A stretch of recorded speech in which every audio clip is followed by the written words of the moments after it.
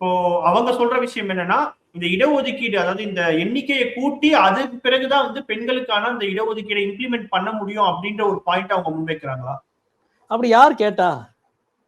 எங்களுக்கு வந்து இப்ப இருக்கிற 543 எம்பிக்கள்ல வந்து நீங்க வந்து தொந்தரவே செய்யக்கூடாது. இது எல்லாமே வந்து பொது பட்டியலுக்கானது, ஆண்களுக்கானது அல்லது பொது பட்டியலுக்கானது.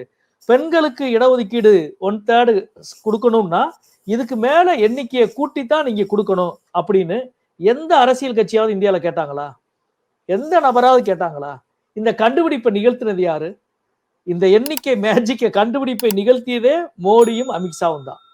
நீங்க இடஒதுக்கீடு தான் இப்ப இருக்கிற நம்பர்ல கொடுக்க வேண்டியதானே? இதை செய்யாம அதனாலதான் திரிணாமுல் காங்கிரஸை சேர்ந்தவர்கள் எம்பி பேசினாங்க நான் நினைக்கிறேன். நீங்க இதுவே ஒரு ஆணாதிக்கம். இப்ப இருக்கிற எண்ணிக்கை முழுக்க நாங்க தொடவே மாட்டோம். பெண்களுக்கு வேணும்னா இனிமேல் எக்ஸ்ட்ரா நாங்க கொண்டு வந்து அதுல நாங்க கொடுப்போம் என்று செய்வதே ஒரு ஆணாதிக்க சிந்தனை என்று ஒரு எம்பி பேசினாங்க. அதைத்தான் நானும் வந்து வழிமுடியும்னு நினைக்கிறேன். எனவே இந்த ஃபார்முலாவை உருவாக்கியது, பெண்களுக்கு எதிரான இந்த ஃபார்முலாவை உருவாக்கியதே மோடியும் அமித்ஷாவும் பாஜகவும் தான். எனவே தான் இந்த பிரச்சனையை இவ்வளவு சிக்கலான ஒன்றோடு இணைத்தாங்க.